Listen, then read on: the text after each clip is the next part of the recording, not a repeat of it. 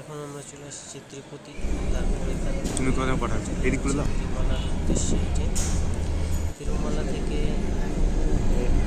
খুব সুন্দর দৃশ্য যাওয়ার সময় পাহাড় আর উপর থেকে দেখা যাচ্ছে। আমরা যাচ্ছিলাম 8 জন বন্ধু বান্ধব মিলে। তো এখানে এসি বাসের খুব মজা, ইলেকট্রিক ফুল এসি বাস, কোনো রকমের শব্দ হচ্ছিল না।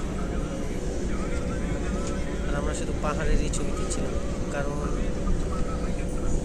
ভগবানের কৃপা ও ভালোবাসা থাকায় এই যে তিরুপতি বালাজির মন্দিরে আমরা রওনা দিয়েছি।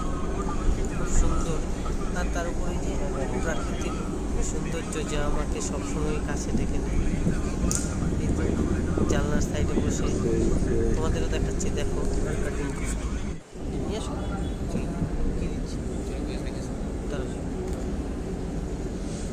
এই যে সুন্দর প্রাকৃতিক গাছপালা।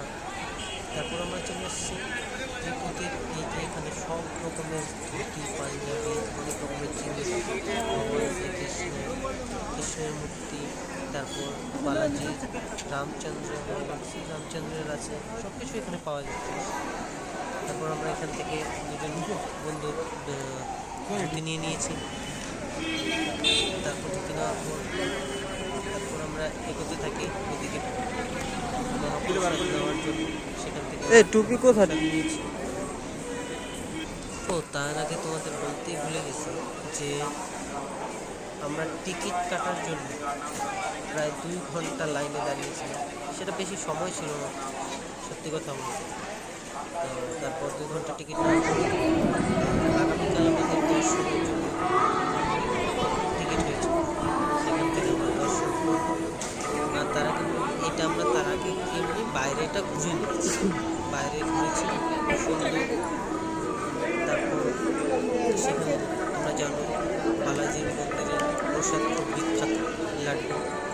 সেখানে লাড্ডু সব জায়গায় আমরা ঘুরে দেখেছি। আগামীকাল গিয়ে সেখান থেকে সব কিছু যেন সহজেই আমরা পেয়ে যেতে পারি, তার জন্য আমরা সেখানে পৌঁছে যাই দেখার জন্য যে কোথায় কি আছে না আছে। এই রাস্তাটা দিয়ে বাইরের ভিডিওগুলো করে নিই আগে কি। এই যে আমরা তিরুপতি বালাজি মন্দিরে হয়তো করতে পারি না, কিন্তু চেষ্টা করি। আমরা গ্রুপে একটু মেম্বার ছিলাম, যখন যাই কাজের আলাদা দিকে ঘুরছে, আমরা 2 জন আলাদা দিকে ঘোরার চেষ্টা করি। তীর্থধাম হোক বা কোথাও পরিবেশ, প্রাকৃতিক পরিবেশ। এটা মনে হয় বাইরের গেটটা, বুঝলা? 3 দিন আগে আমি গিয়েছিলাম ইসকনে, ব্যাঙ্গালোর ইসকন টেম্পল। তোমরা হয়তো দেখছো সেই ভিডিওটা। সেখানেও খুব ভালো একটা মানে ভগবানের কৃপায় আর কি সেখানে আমি যেতে পেরেছি। এ হতা হ্যাঁ লাড্ডু কাউন্টার। এখানে লাড্ডু পাওয়া যাবে, আমরা সবাই লাড্ডু খেতে যাবো। এটা এক্সিট গেটটা আছে আর কি। তো আমরা যখনই আর কি বাইরের দিকে বেরোই, তখনই দেখি বালাজি ভগবান শ্রী রামচন্দ্রকে এখানে আর কি বাইরের পরিবেশটা দেখানো হচ্ছে, ঘোরানো হচ্ছে, আরতি হচ্ছে আর কি।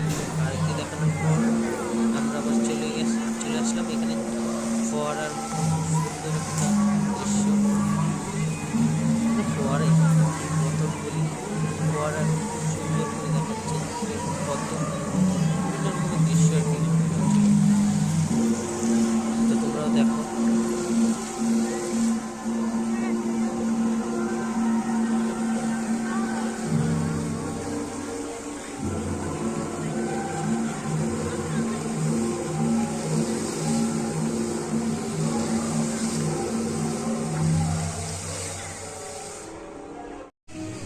যে জায়গাটাতে ফোয়ারা পড়লো তার চারিপাশটা দেখো কত সুন্দর। এখানে এই যে চারিপাশটা তোমাদের দেখাচ্ছে, দেখো খুব সুন্দর আর কি। উপরের থেকে আরো ভালো দেখা যায়। এই যে দেখো অসাধারণ লাগতেছে। তোমরা জানো যে পিছনে ভালোই লাগতেছে।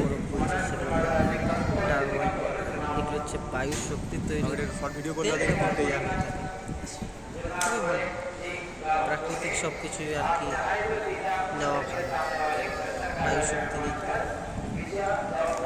সৌরশক্তি, সব বিভিন্ন জিনিস ভালো, প্রাকৃতিক জিনিস ভালো। বিকেলের শেষ প্রান্তে পাখি উঠছে, ওই থেকে দেখো দৃশ্যটা বেশ সুন্দর। স্ট্যান্ডিং আর কি বলতে গেলে। এই যে এটা হচ্ছে বালাজির টেম্পলে, যেটা না গোল্ডেন কালারটা না, যেটা হোয়াইট কালার আছে ওটা হচ্ছে বালাজির টেম্পলটা। আর এই তো দেখো এখানে সন্ধ্যার সময় খুব সুন্দর সন্ধ্যা আরতি হচ্ছে। সন্ধ্যা আরতি খুব সুন্দর হয়। হ্যাঁ, খুব সুন্দর সন্ধ্যা আরতি।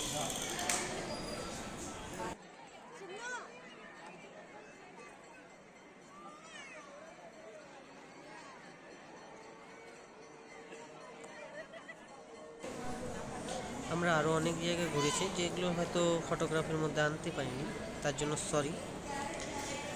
এই যে দেখ রামচন্দ্রের এখানে মন্দির রয়েছে, সবাই এখানে বসে সন্ধ্যা আরতি দেখছেন। মন্দিরের দৃশ্যটা বাইরে থেকে